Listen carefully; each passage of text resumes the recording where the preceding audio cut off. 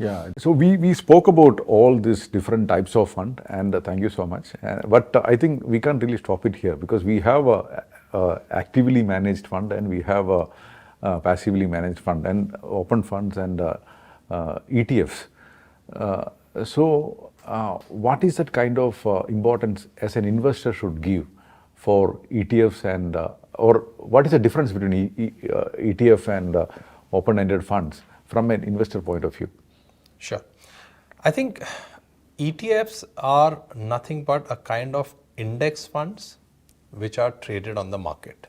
So simply put, any investor keeps hearing about BSE Sensex, Nifty 50, mid cap index, BSE 100 and so on. So these are the various indices that are there. An index fund does nothing. It constructs a portfolio exactly in line with the constitution of the relevant index.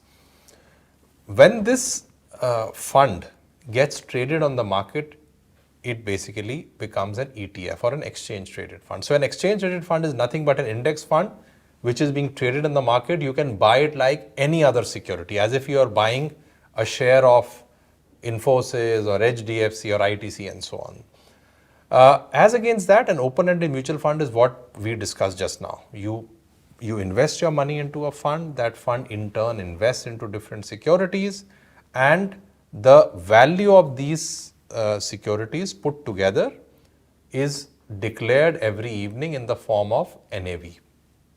But you cannot invest into a mutual fund at any point of time during the day. You can invest into a mutual fund only at the price which is the net asset value declared in the evening. In case of an ETF, because it's traded on the exchange, you can invest at 11 a.m., you can invest at 2 p.m., you can invest at 12:30 p.m. at any point of time. So that's the big difference. And the other difference is what I said earlier. An ETF or an index fund will have a portfolio exactly same as that of the index. An open-ended fund will have a portfolio which can be very different from the index, because that portfolio is constructed by a fund manager like you and me, and his portfolio can be very different from what the underlying index is. They don't have any rules, as in like their ability of expertise coming. Exactly, their ability to find the right kind of securities and buy those securities is something which can be expressed in a open-ended mutual fund. But in a practical point of view, when we are creating wealth for oneself with SIP and everything, how ETF can play a role in terms of wealth creation? I would say whether ETF or index funds, their role is in terms of being very simple and straightforward. You see, most investors, when they invest into mutual fund, they also have to study which scheme to invest in.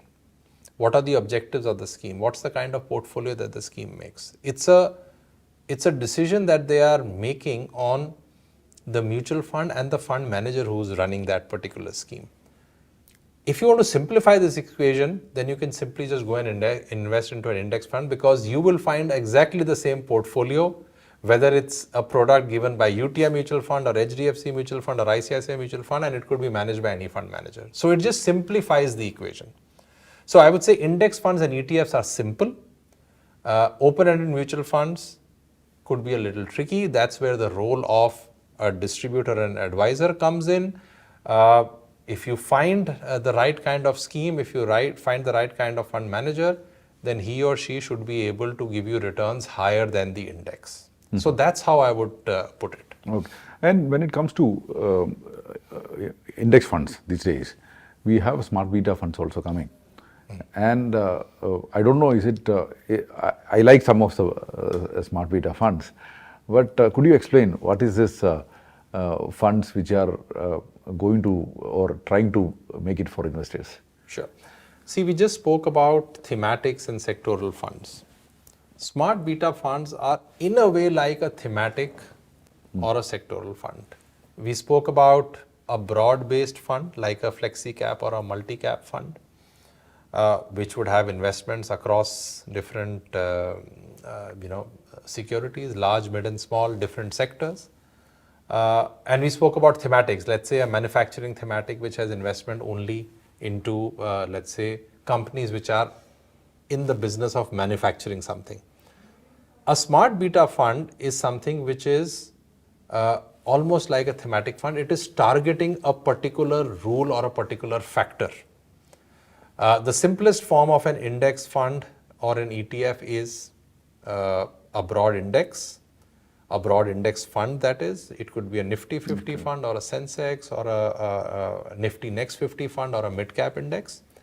Smart betas is taking a particular factor and saying, we think this factor works, we will create a portfolio which basically is built around this factor, and we will hold on to these securities. The factor could be low volatility, for instance. The factor could be momentum factor. The factor could be value factor. It could be any factor. So, in a way, they are following the broad rules of an index fund, which is creating a particular index by using a rule, and that rule is based on a particular factor. That's why they are called smart beta funds. Once that factor has constructed an index, you just blindly follow that index. Okay. So basically creating some rules and just keeping on that track. Exactly. And when we speak about, we spoke a lot of things about how funds are defined and everything. But what are the parameters you really look at it, that you have big universe and their stock selection you have. So how do you pick one stock and keep it in one stock? So let's say large cap you are talking about. So you know that 80% you are going to take it from this 100 companies. Yeah. And you may have, let's say, 50 companies. So how do you really pick that 50 companies, and what are the simple things which we can understand? Sure. Sure. So see, there can be multiple ways of constructing a portfolio, and each fund manager has his or her own unique way. They cannot be just one way to pick stocks. The one that we use at UTI is very simple and straightforward. We basically feel that businesses that really create huge wealth in the long run are the ones which are solving a customer problem, and while solving a customer problem, they are enjoying high profits. And those profits should be displayed in the form of strong cash that these businesses are generating. So, in a way, we are sitting today here in a hotel doing this recording. The hotel exists to solve a customer problem, which is to provide rooms to people who are traveling to Kochi, or providing dining facilities at their various restaurants, providing a swimming pool for people who want to come here for recreational activities. So it's solving a customer problem. If they are able to price all of this very well, and the pricing of each of these facilities that they are offering to their customers is taking care of their costs and leaving them with some profits, then it really becomes a business which is creating value. And as it keeps creating value over the years, this business, if it is listed, will also keep seeing an increase in its market price. So we just try to visualize this equation from the perspective of which are the businesses which are creating the maximum value, so that they will see a very high increase in their market value. If you try and visualize every business from this first principles perspective, you will not go wrong. Okay. So we just want to be very sure about, do we understand this business? Okay. Why does this business exist? What is the customer problem that it is solving?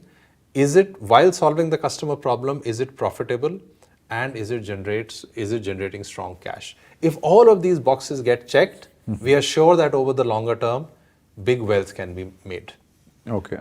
So when we look at it, I think I may be asking very a childish question, but what are the data points you really look at to identify these things? Sure. So that's a very interesting question. I may have to get a little technical here. We look for data points like, what is the return on investments that the business is making? Some people also call it return on equity. We look at what's the sales growth that the business has been witnessing for the last 5-7 years, and what is the expectation of the sales growth over the next 5 years.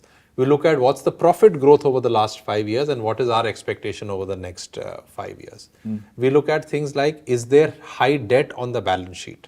High debt is never a good sign. We look at things like, is there strong cash flow generation? So I think all of these things are what we look at. Okay, okay. And how do you really identify this expected growth for the next couple of years? And what is that difference you are making in terms of identifying those things? Nikhil, that's our secret sauce, and I cannot, reveal the secret sauce or the ingredients of our secret sauce. Okay. That's the meat of what Correct.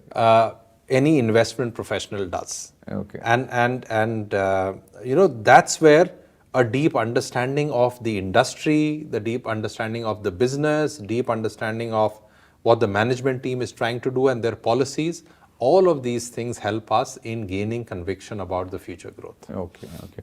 And it's great to hear that, and I know that it's a very basic thing which you have covered, but you have shown that patience to sit for us, and this information definitely going to go to all our audience, and those who are genuinely interested to make some knowledge about mutual fund, they will sit and listen, and they will able to understand it, and when they next time when they select for mutual fund or any investment, they definitely will see that.